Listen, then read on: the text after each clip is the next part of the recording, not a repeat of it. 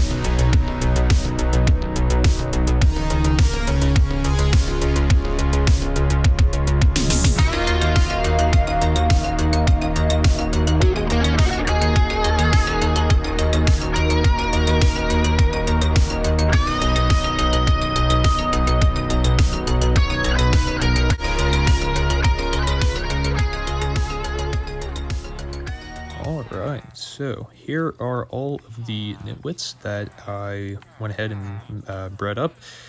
This took way longer than I expected, I will admit. I bred so many villagers only for them not to become nitwits, and it was just a painful process. I think I probably massacred about 300 or so villagers just trying to get all these nitwits, but the good news is that all the nitwits are now in. As you can see, they're in the breeder, which is right up here, and they've been making some baby villagers. We have this nice little stash of villagers right here, which I've been currently utilizing to get more villagers. Speaking of which, if we head right on down here, we can see that I've actually been working a lot with the villagers, getting them all in place and whatnot. And so if we can see over here, I have already filled up this entire section of the hall, so we're actually halfway done, which is super awesome. I've got all the stonemasons in, who are all color coded. As you can see, we have the yellow and all that good stuff. And then we have our farmers, our fletchers, all that good stuff, and then all of our tools. So at this point, all that's left is just the enchanted books, which I've been kind of chipping away at right at the moment. But I figured I actually want to show this thing working in action because it's actually a really cool process for how this works. So what we do is we start off here. This is where the input is. We're going to start off by hitting this button right here. This is going to call a villager up from that little stash up at the breeder. And so we're going to see here soon a villager. Yep, there he is. He's going to fall right down, and we have a villager right here. So what we're going to do is we're going to take our workstation, place it right here in front of him, and he's going to link to this workstation. Now we're going to take a look at him. We're going to see what kind of trait he has. So let's see, we have Infinity, Thorns 2, Affinity. Okay, so nothing I really want. So we're going to hit this button right here. We're going to or it's going to move it. It's going to delink him from the workstation. And so we're going to cycle through the trades to see what kind of trade we want. So we have Fortune 5 or Fortune 1. Smite 5 is not too bad. Kind of a high price though, more than I like. Okay, let's roll again. And we're going to keep doing this until we get a book that looks good. So I may need to take a minute, let him link back to the workstation. It's going to take a little bit longer than usual because the more villagers we have, the more the search queue gets filled up. So this process becomes a little bit slower. But any second now, this villager should link, please. There we go. Let's see what we got. Breaking 2. Nope. Not what I'm looking for. And what's also going to be really annoying about this process is that I'm trying to get everything down to be within 1 emerald from a single cure. And so, which means that I have to be, the books have to be at maximum 26 emeralds, which is not ideal for the more expensive books. Like for the cheaper books, that's not a problem. 1 and 2, very easy. 3's kind of whatever. But 4 and 5 are going to be really difficult. Yeah, like this. That's a terrible trade. Okay, still nothing we want. And so yeah, we're going to recycle again, and eventually we'll get a book that we want. And once we do, we'll be able to input them into one of the halls, which I'll show you that once we actually get a villager. Let's see, Fabrication 1, no. Dang. This guy's really going to be like that.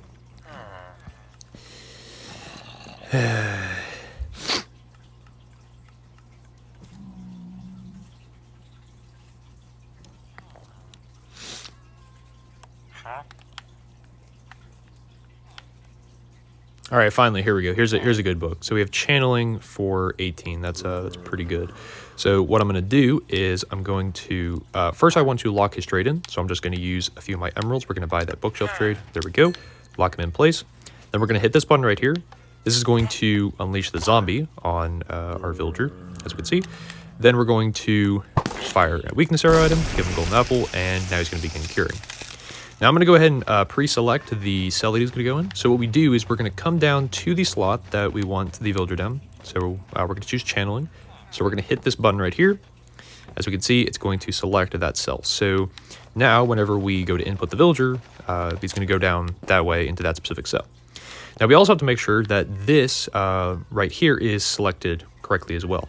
So we're using a hybrid between a traditional latch-based system along with encoded logic to make the redstone really simple.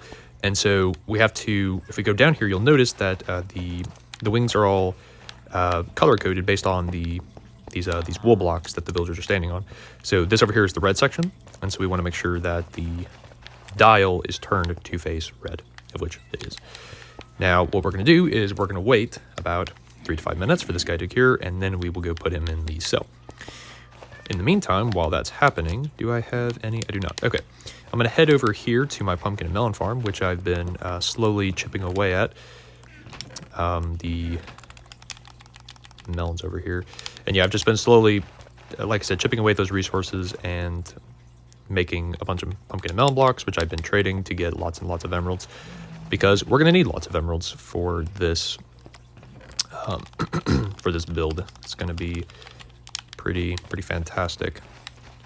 But again, I just need to get all the resources for it. Lag spike. There we go.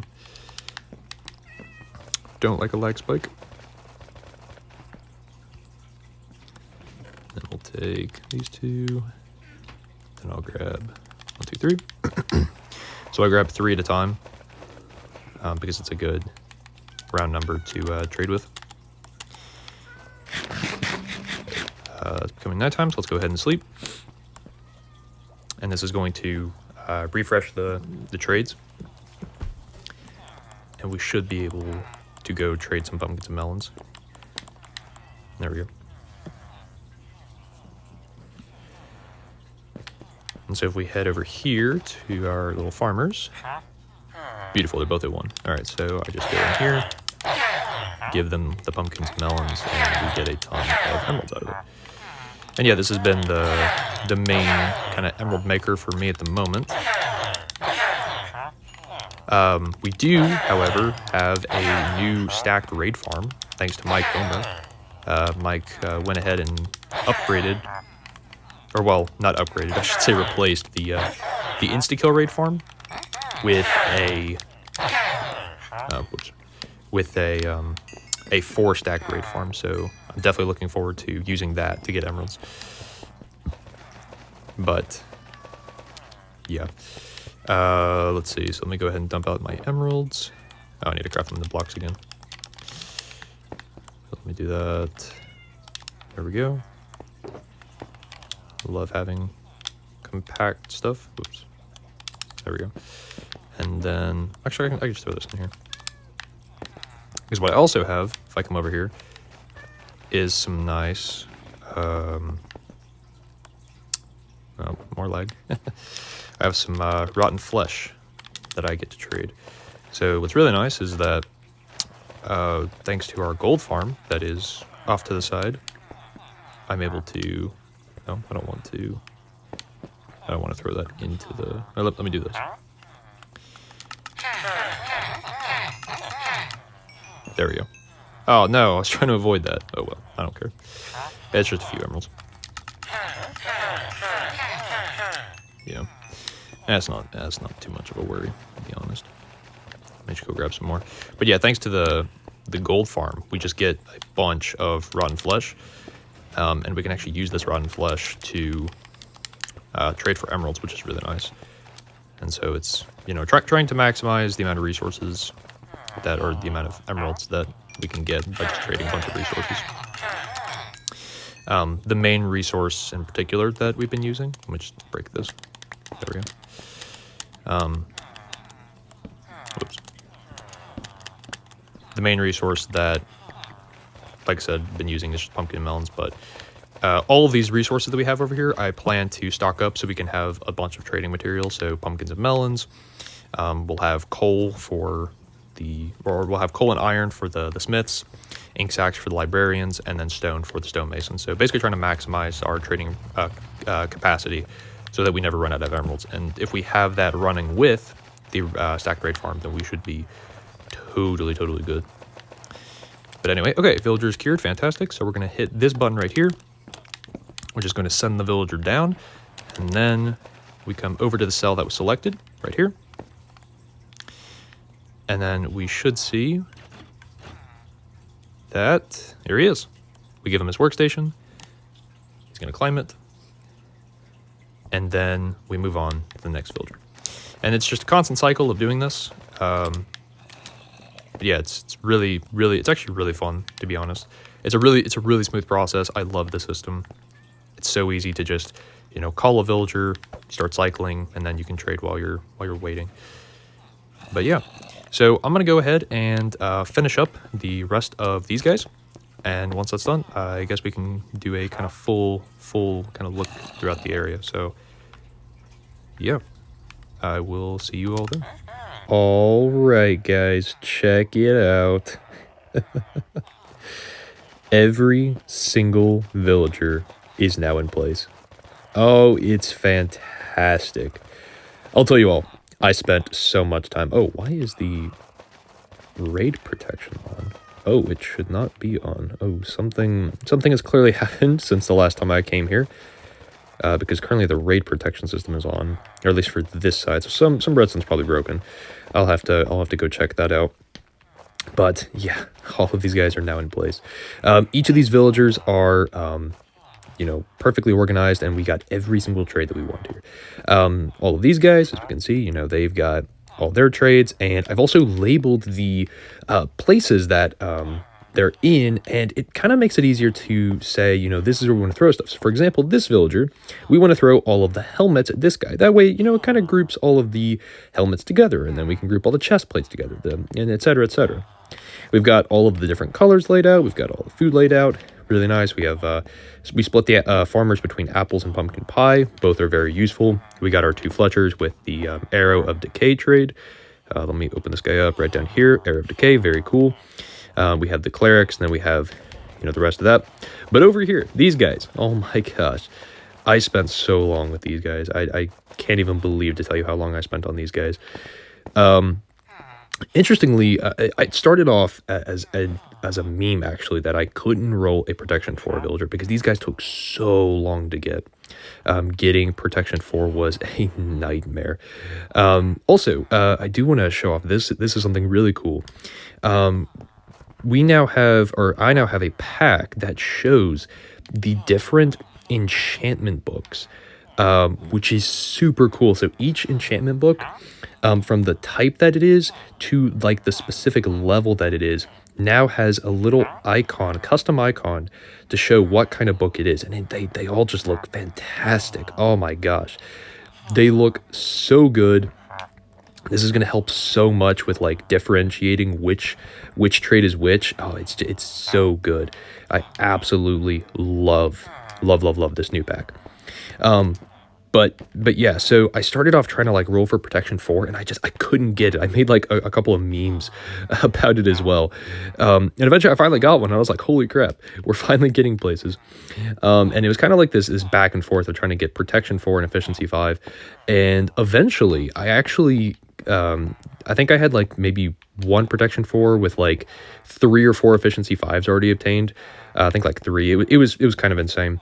But eventually it actually like exploded where I was getting, you know, like one another, and I got like the rest of them within like an hour. And efficiency 5 actually took me the longest to get, or it was the last one that I got, is this guy right here. But yeah, so it's amazing, and I'm not gonna lie, this thing has been super helpful. We're gonna go check out the forge here in a second, but having every single book available and within 1 emerald like, you know, limit, it's just fantastic. So as far as the numbers, every single book, we have 1 of every book. And then over here we have a few extras. So protection, efficiency, and silk touch, we all have 5 of each to make making armor and pickaxes and shovels, you know, really easy. And then we have 7 unbreaking books and 7 mending books, because these 2 are universal. So we want to have the most of these in order to make everything else. Now let's go check out the forge, because there has been some awesome trading going on. You can also see the floor has been mined out a little bit. Just a little bit. But if we come over here, look at this. Oh, it's so satisfying. This is soul speed. We need to get this from Piglin bartering, and we don't have a bartering farm set up, but we will get that eventually filled. But if we take a look, just like any box, look at that. Oh, it is so satisfying to see all of these hooked up, you know, filled to the brim, and just to see it's oh my gosh, it's awesome. And if I take a look at mending and unbreaking specifically, like or not this, but if we take a look, nope, okay, maybe back here, here we go. So we have this box right here, we have this whole dispenser, and then this whole dropper, or well, I mean, part of the dropper. And it's just, we're going to fill this up more. I need to do more trading to get, more of the stuff, but it's just, oh, it's so satisfying to do all of this. And we can see, like all the pickaxes, all the shovels, helmet, chest plate, everything else. We need to obviously fill these slots up, but that's pretty cool. Oh, Raymond told me about this. He was looking for the elytras because he didn't know where they were. They're in a box that's right here. It is a little hidden, I think, but it's fine. But, oh, it's so satisfying. I do actually want to show this thing in process, though. So let's say, I don't think there's anything I need to make necessarily, but let's go ahead. I want to make, let's just say I want to make a Silk Touch pickaxe, right? So I'm going to click this button right here. As you can see, it's going to light that up right there. And then what I'm going to do is I'm going to hit this button right here. So I hit it, and then we're going to come right over here to this these iron trapdoors right here. And what's going to happen here in a minute is we are going to obtain every single piece that we need in order to make, here it all comes, in order to make a Silk Touch pickaxe. And there it is. Take a look at this. We have the pickaxe, mending, Silk Touch, efficiency 5, and unbreaking 3. How cool is that? Super, super satisfying. I guess while I'm here, I might as well go ahead and enchant this thing. But how cool is that? Oh, it is so, so, so satisfying. And it's amazing. I love this. There we go. We now have ourselves a brand new pickaxe just like that. We don't have to, run between each of the different boxes. And, to obtain everything, we just hit a button and it's all delivered to us. It is so satisfying. Of course, the reason we have the box displays, though, is let's say, you do want to make, say you want like fire protection armor, well, you can run down here and collect the gear that you need. So you say, oh, well, here's fire protection. I grab my book, and then let's see, I need, what else do I need? Unbreaking and mending. So, we come down here, we collect these two, and you get the idea. But it's so satisfying to use, so awesome. And it's just so satisfying. You can see the number of anvils that are gone. That yeah, we've been using this thing quite a lot. It's super satisfying. So yeah, I think that's really it. I could run the raid farm, but to be honest, there's not really a reason to. And this is actually kind of something that I kind of realized once I started trading a bunch and using it, was that we actually really didn't need to have the raid farm. It's a nice kind of bonus, if we get something like really expensive and want to get some cheaper discounts on it. But where we specifically rolled so that every single one of these villagers is within a 1 emerald price range for their books, there's not really a need to have that down there. So don't get me wrong, I'm not like mad that I built it at this point. I'm glad I built it because it's nice to have the extra added bonus, and it really adds to the complexity of the build. But, it's not needed, I guess, at this point, which is kind of funny. But yeah, so the fact that the build is all fully made is really cool. I also, as you can see, went ahead, moved a bunch of the rotten flesh boxes over here from the forge. So, if we ever need to just trade a bunch of rotten flesh, get more emeralds, we have that. And as I said, once we get some more, we'll fill this up. But it's kind of just, at this point, it's just like trying to get all the materials, which they're coming along. But yeah, so the fact that this thing is all fully finished, though, is super exciting, super cool. I'm so happy that it's all finished. I do kind of want to show off this, though. Look at this as well. All the stuff that's been trading. Oh, it's so satisfying. So satisfying to get all these different things. This is where like all the terracotta and stuff goes, because we don't want to make, like a multi-item sorter filters. So this is all extremely satisfying. But yeah, that's pretty much it for the AVC. Let me tell you all, this thing was such a joy to build. I'm not gonna lie. From start to finish, it did take a while. It took multiple days, and a few hiccups here and there, but it was so satisfying. And the thing is, now that this thing is fully built and we've been using it, it's Oh, I can do that. Oh, that's weird. I thought it would zoom in. Sorry. But the fact that it's all built and the fact that it's been working so well is it's just super exciting. It's super awesome. The fact that we have all of these books over here is it's amazing to see all of these books at our disposal, all, you know, ready to be used. Gosh, it's so satisfying. It's so satisfying. And I'm so glad that yeah, it's all made. It's just super exciting. Oh, the hopper is full. Whoops. Well, I'll take this back then. I'll fly back. But yeah. So oh, are they both full? Oh no, there we go. Jeez. But yeah. So I think at this point, I kind of just want to say thank you all for the long wait on this video. I apologize for how long it took. There's a lot of, you know, it was a big collaborative effort. I'm super happy with how this thing turned out. So thank you all for watching. I really do appreciate it. Next episode is going to be absolutely insane, and I cannot wait to show you all what is going on in the next episode. But anyway, thank you all for watching, and I will see you all in the next one. See ya.